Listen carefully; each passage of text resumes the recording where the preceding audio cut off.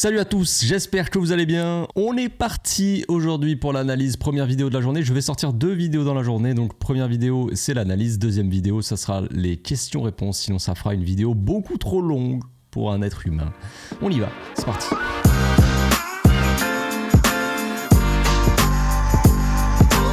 Au passage, n'hésite pas à nous rejoindre si c'est pas encore fait et à partager la chaîne autour de toi, ça fera plaisir à tonton. Hier, on a vu un match pas facile dans la construction. On avait du mal à trouver nos milieux, on avait du mal à trouver l'axe en fait, tout simplement. En première mi-temps, principalement, on le voit, je vous montre un petit peu des schémas de passes du match d'hier. Donc ça, c'est la première mi-temps, donc assez bien représenté. Une équipe qui jouait assez bas, enfin en tout cas pour les défenseurs, des défenseurs assez bas. Un Gundogan qui était vachement aussi assez bas, plutôt dans le rôle qu'on peut voir que tient Frenkie habituellement, c'est-à-dire comme presque troisième central, un milieu qui redescend vachement sur le côté gauche, qui est moins axial du coup, avec un Romeu un peu plus axial, et un manque de devant. Le problème, c'est qu'on n'a pas de neuf. On avait un Fermin Lopez et un Joao Félix qui se marchaient dessus. Comme c'est ce que j'avais dit plutôt dans le débrief d'hier soir, le débrief à chaud. J'avais dit que j'avais l'impression un peu que Joao Félix et Fermin Lopez se marchaient dessus. Et quand on regarde effectivement la première mi-temps, le schéma un petit peu, oui, on peut voir que les deux sont très proches. Ils s'échangeaient pas mal les positions. Joao Félix, des fois, passait axial, Fermin Lopez à gauche. Des fois, c'était l'inverse. Un Fermin Lopez qui essayait de jouer plutôt en point d'appui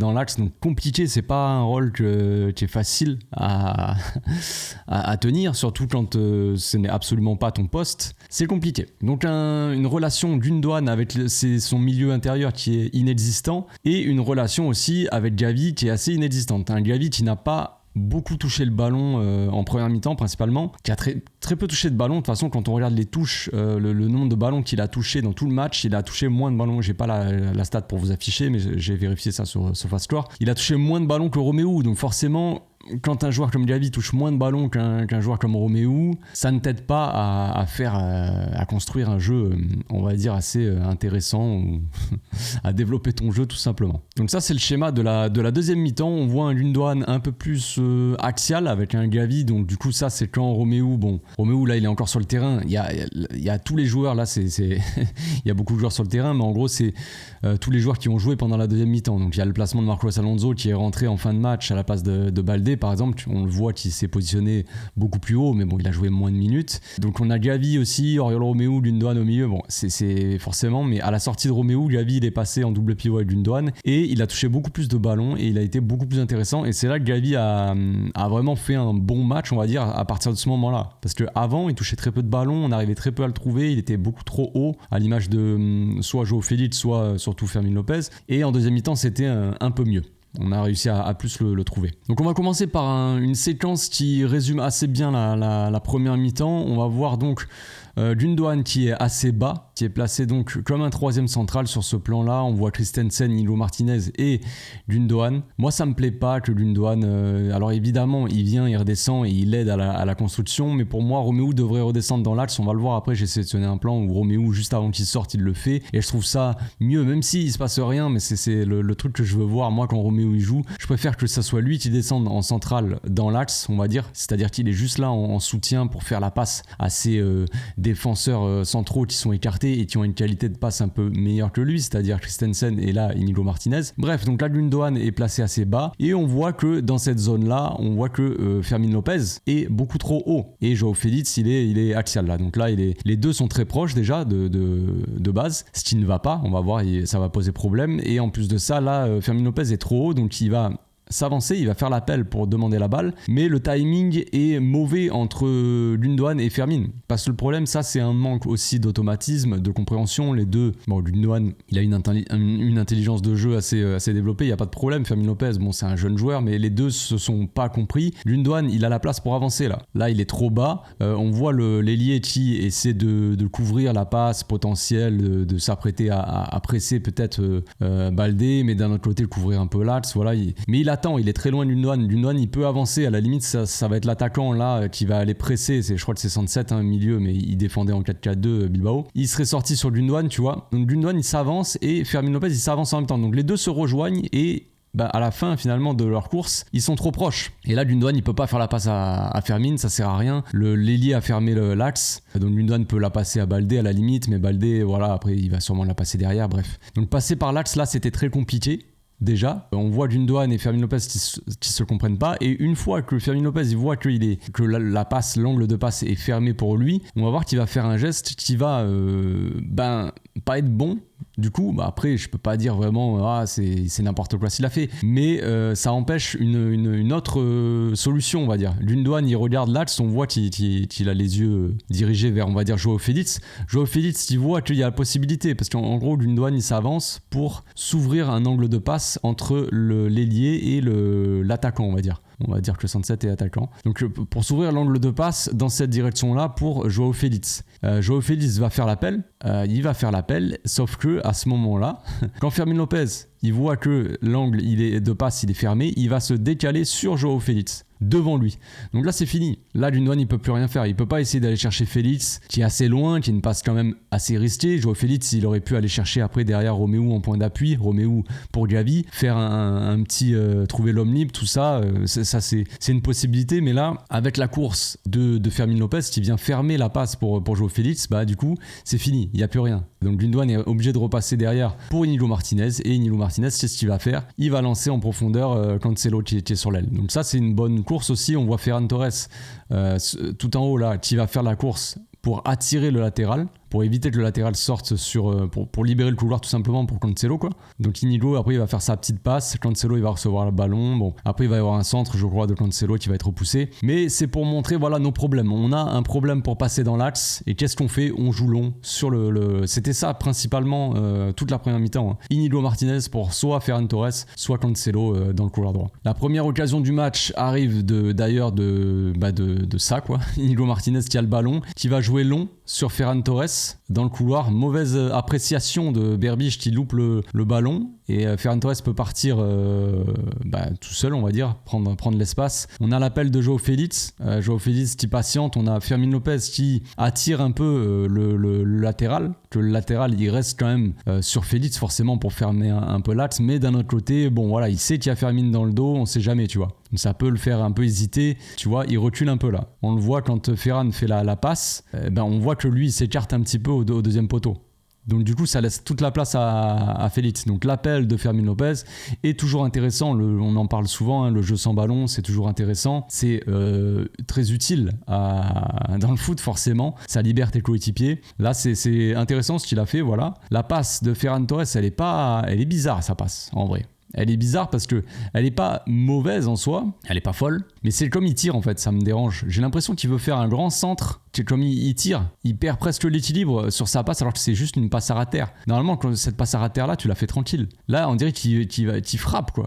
Il tire fort et là, ça te fait une vieille passe avec un rebond. Bon, je dis pas que la passe est mauvaise, mais c'est un peu étonnant son centre on va dire. Donc il y a faux rebond juste avant que Félix la prenne, c'est un peu dommage. Félix il se couche un petit peu sur la balle, ce qui fait qu'il arrive bien quand même qu'elle parte pas trop, parce que normalement avec un faux rebond là elle part dans le ciel quoi. Dembélé il aurait tué un astronaute, mais Félix il l'envoie sur la barre malheureusement, c'est pas de chance, mais voilà. Deuxième occasion.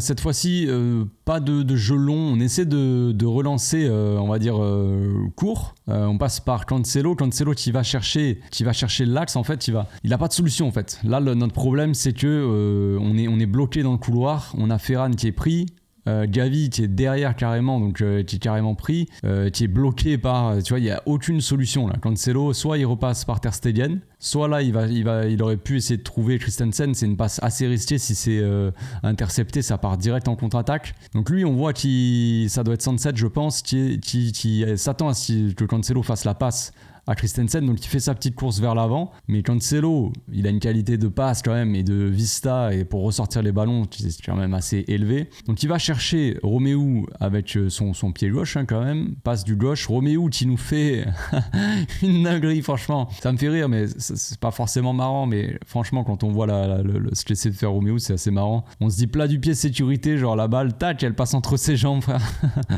C'est n'importe quoi, c'est clownesque quoi un peu, mais là on cherche le ballon, on sait pas pas où il est où le ballon, il est derrière toi frère. Donc après Roméo qui va chercher en appui Gundogan, on le voit là, regardez sa petite tête là, qui regarde déjà dans le couloir gauche, on voit Baldé qui est complètement seul, Fermin Lopez qui attire là le latéral qui ferme l'axe, évidemment, hein, le latéral va pas se retrouver là, sinon il y aurait un giga espace dans l'axe, logique, mais du coup Baldé qui est assez haut et qui est complètement libre, qui a tout le couloir pour lui tout seul. Donc Gundogan lui, avant même de recevoir la balle, il scanne le terrain, évidemment, ça c'est un grand classique d'un milieu de terrain de qualité. Il scanne et avant même de recevoir, je veux dire en une touche quoi, pas de contrôle, rien, il envoie Baldé en profondeur. Classique, la passe elle est parfaite. Elle est parfaite, même si le joueur l'avait vu, hein, on revient un petit peu en arrière, avant même que Gundogan il fasse sa passe pour Baldé, on voit le latéral qui s'apprête à partir sur Baldé quoi. Mais bon, la passe elle est parfaite, donc elle arrive sur Baldé qui fait sa petite course, et Baldé qui nous fait quelque chose d'assez intéressant. Et oui, Baldé, je l'ai dit dans le débrief hier, je l'ai trouvé plutôt bon. Franchement, même si je l'ai senti fatigué, j'ai trouvé qu'il a fait plutôt un bon match, franchement. Des bons choix, par moments des bonnes courses, des bons appels. Il a fait des appels des fois dans la profondeur, ce qu'il fait quand même très rarement. Ce qu'on demande qu'il fasse un peu plus. Et ses qualités de centre, les centres, ils sont passés. Et oui, il y a quelques centres qui sont passés. Bon, ça n'a rien apporté vraiment, c'est pas arrivé sur une tête d'un joueur, mais en tout cas, c'est un centre qui n'a pas été déjà contré par le latéral. Et là, sa petite passe en retrait, elle est magnifique. C'est intelligent ce qu'il fait. Il y a personne là devant. Un Baldé d'il y a quelques semaines, je sais pas ce qu'il aurait fait. Soit il aurait essayé de dribbler, de revenir en arrière, de fixer le défenseur, mais de rien faire, de faire une passe en retrait. Là, il fait une petite passe en retrait pour Joao Félix qui fait son appel. Donc ça c'est bien joué franchement. Joao Félix qui arrive à lancer, le défenseur qui va arriver aussi lancer dans le dos de Félix pour lui mettre une charge et le faire tomber devant les yeux de l'arbitre. Apparemment il n'y a rien, ça y est pas. C'est pas un truc que moi j'étais pas au courant des règles en fait. Je pensais que normalement quand tu prenais une charge dans le dos comme ça dans la surface, c'est pas un tacle par derrière tu vois, mais c'est une grosse poussette parce que le joueur on voit que sur le ralenti il touche absolument pas le ballon. Enfin il ne joue même pas le ballon, hein. Forcément qu'il touche pas le ballon, mais il le joue pas non plus, il joue le joueur. Il va pour lui mettre une grosse charge dans le dos. Mais bon, ça joue, pas de problème. Fermin Lopez qui arrive derrière et qui fait une bonne frappe à ras terre, pas facile pour le gardien, mais bon, c'est Unai Simon quand même, donc Simon, c'est quand même le gardien de l'Espagne, donc c'est pas si mauvais quoi. Donc là, gros réflexe, franchement, il la croise légèrement plus, 10 cm à côté, elle rentre, mais voilà, c'est comme ça, ça se joue à des détails, mais c'est une belle action, mine de rien. Donc là, cette fois-ci, on a réussi à passer par l'axe, mine de rien. On a trouvé un relais. Le couloir qui est fermé au début de l'action. Cancelo qui arrive à trouver un relais dans l'axe avec Roméo qui a essayé de jouer un jeu de position, on va dire, hein, de trouver le relais devant pour jouer après sur Gavi qui est derrière la première ligne de pressing. Mais sauf que Roméo, voilà, on dirait qu'il danse. Donc c'est raté, malheureusement. Mais après, il s'est rattrapé et il a trouvé Gundogan en appui. Donc on a trouvé le relais dans l'axe pour après jouer de l'autre côté et trouver les espaces, quoi. Donc ça, c'est bien joué. Malheureusement ça ne finit pas au fond. Alors ça reste un long mystère. Le Barça essaie de relancer. Voilà, on passe par Roméo qui on voit un Gavi encore une fois loin, on voit Fermin Lopez là et Gavi, ce que je disais tout à l'heure, qui sont assez loin. Fermin Lopez qui est placé, qui devrait être plus dans cette zone on va dire pour apporter des solutions, ils sont trop hauts.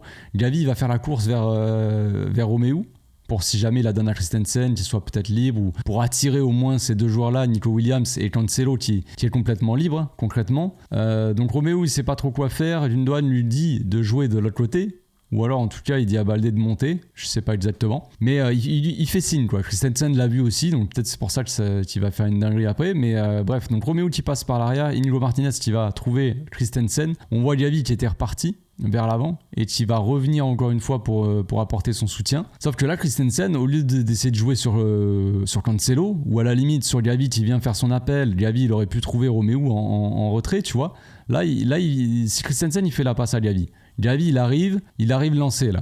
Les deux sont arrêtés, donc il aurait eu le ballon. Là, Gavi il vient et en une touche il va trouver en relais Roméo dans l'axe, et Roméo après il peut décaler, orienter le jeu, essayer en tout cas. Mais là Christensen il joue long direct, et là pour qui frère? Là, j'ai pas compris cette action, j'ai pas compris. On joue la deuxième mi-temps direct, donc 45e et 35 secondes. On a essayé de changer les choses.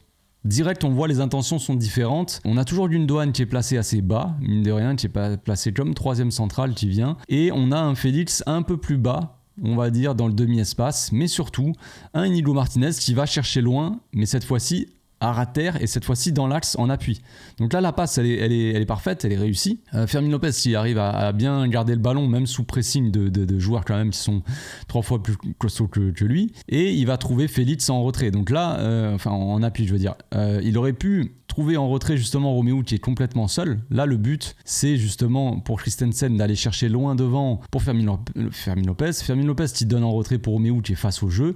Et Romeu, après, il oriente, tu vois. Ça, c'est dans la théorie, je veux dire. Mais là, on voit bien que non. On voit bien que non. Fermin, et je sais pas pourquoi il la donne pas à Romeu. Je pense que le problème, c'est qu'il a pas forcément confiance. Il voit que Romeu est galère quand tu lui fais une passe, donc il a pas confiance. Bref, il va chercher Joao Félix. Après, il donne en retrait pour Gundogan. Bref, ça n'apporte pas grand-chose, mais on voit que les sorties de balles, on a essayé autre chose. Et là, cette fois-ci, au lieu de jouer long, faire des transversales pour le couloir droit, on va dire, d'Inigo Martinez, là, on essaie de passer par l'axe directement. Donc là, les intentions ont changé et on va voir que c'est pour ça qu'on a aussi mieux joué, c'est qu'on a réussi à trouver un peu plus l'axe. Donc là, c'est ce que je disais tout à l'heure. Donc là, il n'y a rien de spécial, mais c'est juste pour montrer le placement. Juste avant la sortie de Romeu, on voit que Romeu, il vient se placer en troisième centrale, voilà, axial, en soutien.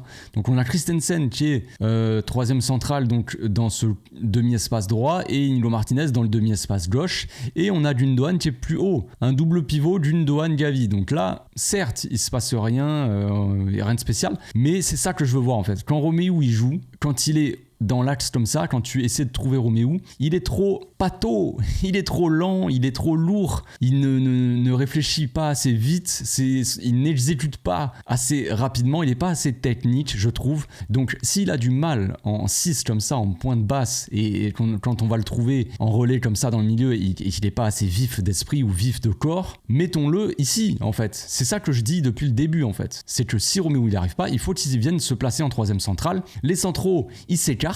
On fait une défense à 3, au moins pour les relances, tu vois. Une défense à 3 avec Romeu axial et Gundogan, au lieu qu'il soit assez bas et au niveau d'Inigo Martinez là, eh ben on a un Gundogan qu'on peut trouver dans l'axe et lui il va trouver des solutions. Que ça soit en une touche, mais des qualités techniques, contrôle orienté, il va s'en sortir. Gundogan, la qualité technique, il y a pas de problème. Mais bon, bref, ça c'est après il s'est pas passé grand chose. On a eu une occasion, mais Ferran Torres était hors jeu, je crois. Mais bref, ça c'était juste pour montrer un peu le placement. Je vais pas montrer toutes les occasions de Joao Félix, mais Joao Félix, c'est un joueur qui fait des différences, un joueur différentiel, un joueur qui, dès qu'il touche le ballon, il se passe quelque chose. Ça, c'est clair, c'est un peu comme Lamine Yamal. Dès qu'il touche le ballon, il se passe quelque chose. Donc forcément, c'était un peu le meilleur joueur sur le terrain hier, hein, Joao Félix. Franchement, pour moi, c'est l'homme du match. Inigo Martinez aussi, qui a fait un grand match.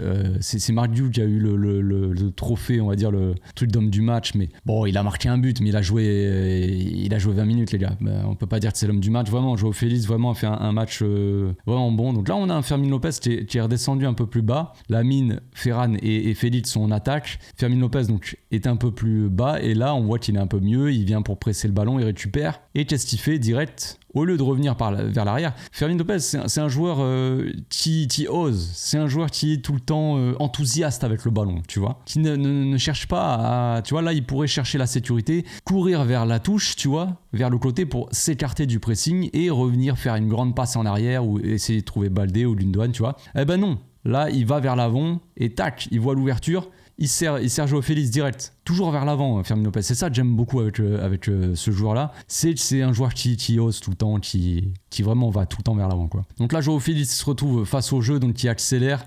Ferran Torres qui est seul dans l'axe, qui fait son appel, qui va attirer aussi le latéral. Encore une fois, les courses, toujours intéressant de faire une course. Joao Félix qui se sert donc de l'appel de Ferran Torres pour servir Lamine Yamal, qui est complètement seul. Lamine qui va plutôt bien jouer, j'ai envie de dire le coup, parce qu'il ouvre vraiment son corps pour l'envoyer au second poteau, on va dire, et il trompe le gardien. Le gardien ne s'attendait pas à ce qu'il tire au premier poteau, parce que le gardien il plonge même pas, tu vois. Sauf que la balle, c'est dommage, c'est pas cadré, ça passe juste à côté. Il manquait pas grand chose, mais c'est bien joué. Une belle action. Ça prouve que quand on récupère haut le ballon, qu'on passe par l'axe comme ça et qu'on trouve un joueur comme Joao Félix qui, lui aussi, dès qu'il a le ballon et qu'il a l'espace, il accélère toujours vers l'avant aussi, il provoque. Il a pas peur d'attaquer, tu vois. Justement, il va chercher le 1 contre 1 pour faire des différences. Et bah voilà, ça fait des différences. Ça ne fait pas but, mais ça apporte des actions dangereuses. On finit avec la belle action, l'action du but, évidemment. Donc Inigo Martinez, là on n'a plus Romeu qui est sorti, on a Araujo qui est rentré avec Inigo Martinez donc en défense dans l'axe, Alonso qui était dans le couloir gauche, Gundogan, Gavi en double pivot. On a João Félix, on va dire dans le demi-espace gauche, Ferran Torres dans le demi-espace droit, Lamine Yamal donc dans le couloir de l'autre côté et Marc Diu donc dans l'axe. Avec Cancelo, je ne l'oublie pas, Cancelo qui est à droite. Donc Inigo Martinez, encore une fois, à l'image de ce qu'on a vu dès l'entame de la seconde mi-temps, il va essayer de trouver l'axe. Là, on va voir concrètement quelque chose d'assez intéressant. C'est des petits détails, mais on se fait plaisir à regarder 2-3 détails. C'est à ça que sert l'analyse aussi. Donc Inigo Martinez qui avance, on voit Gundogan, regardez bien, on voit sa petite tête, encore une fois, qui regarde vers l'avant, qui scanne et qui voit João Félix, il s'écarte du milieu là, pour s'ouvrir, pour se rendre disponible, tout simplement ouvrir l'angle de passe pour qu'Inigo il aille le trouver, tu vois. Qui trouve ce jeu long sur João Félix. Donc Gundogan, une fois qu'il a vu en fait que Félix demandait la balle dans la même direction que lui il allait, eh ben il stoppe sa course, tu vois. Il s'arrête, tac, comme ça, il ferme pas la passe, tu vois, à l'image de ce qu'on a vu tout à l'heure avec Fermin Lopez qui ferme l'angle de passe pour João Félix quand Gundogan a la balle. Là Gundogan, il voit que Félix il est là, il scanne. L'importance de scanner le terrain, toujours. Il scanne et il voit que Félix essayer de se rendre disponible, donc il arrête sa course pour pas fermer la passe, comme je dis. Donc Inigo va chercher long sur Félix. Donc la passe, elle est parfaite, elle est forte, à ras de terre, magnifique, et on voit toute la qualité aussi technique de Félix qui fait directement la différence. Là, encore une fois, si on a un joueur un petit peu peureux, tu vois, qui n'ose pas trop, qui n'a pas confiance en lui, eh ben il va peut-être aller chercher, soit il va contrôler, il va faire un plat du pied, contrôle vers les cages pour garder la balle et essayer de sécuriser au mieux la balle, tenter quelque chose de plus prudent, on va dire.